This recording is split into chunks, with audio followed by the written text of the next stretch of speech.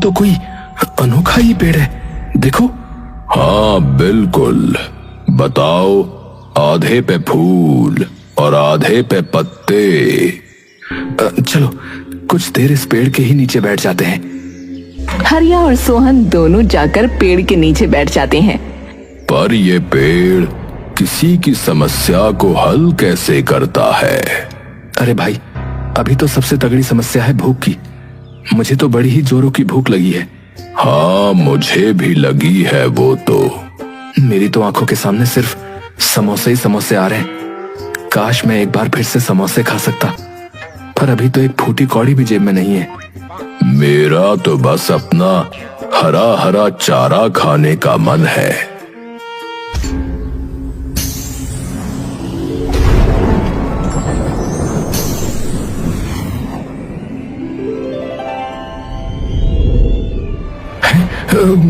ये कैसे हुआ?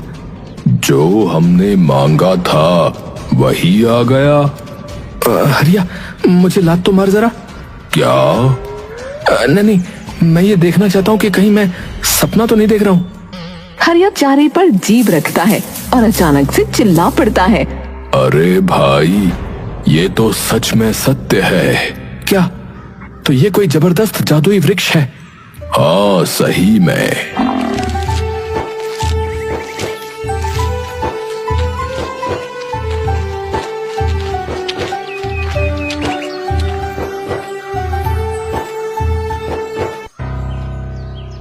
सोहन भाई, मुझे ऐसा लग रहा है कि इस पेड़ से जो भी मांगो वो सच होता है। हाँ, बात तो सही है तेरी। तो क्या तुम भी वही सोच रहे हो जो मैं सोच रहा हूँ? हाँ। हे चैत्य वृक्ष, हमें इतने पैसे दे दो कि हम अपना खेत वापस ले सकें और अपना कर्ज चुका सकें। मिल गए। अरे अरे, कमाल हो गया रे हरिया, कमाल हो गया।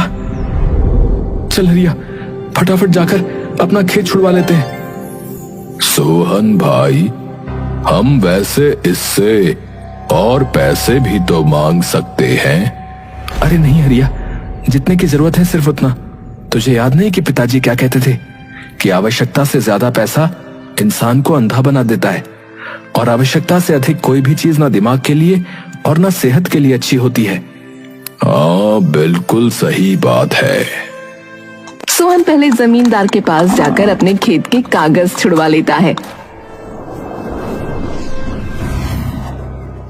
और फिर बाकी के पैसे लेकर मंगत उस्ताद के घर पहुंचता है। अबे कहाँ रह गया था हैं? घर पे 100 काम होते हैं। अरे ये कहाँ से आए? बस आ गए। अरे डाका वगैरह तो नहीं डाल दिया? कभी मुझे फंसवा दे। नहीं नहीं उस्ताद, ऐसा कुछ नहीं है।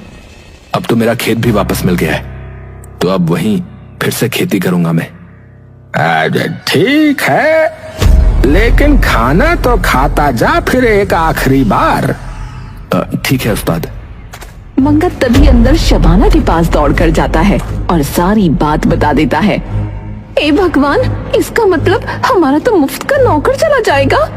अरे मैं तो ये सोच रहा था कि इससे अपने खेत में मुफ्त में काम करवाता और जो पैसा मिलता उससे इसकी जमीन में ही खरीद लेता, पर सब धरा का धरा रह गया है।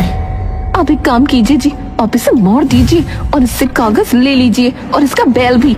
आपको याद नहीं कि ये बोलता भी है और ये गांव के लोग पागल हो जाएंगे ऐसे बैल को देखकर। हम बोल देंगे कि जादुई बैल है और फिर देखना कैसे भीड़ लगती है इधर इस बैल के लिए। सब लोग मुंह मांगी रकम देंगे इसकी। तो सोचो ना कितना पैसा मिलेगा हमें इसे बेचने पर। सही कहा, बिल्कुल सही कहा। फिर तू एक काम कर, इसके खाने में जहर मिला दे हैं। ठीक है।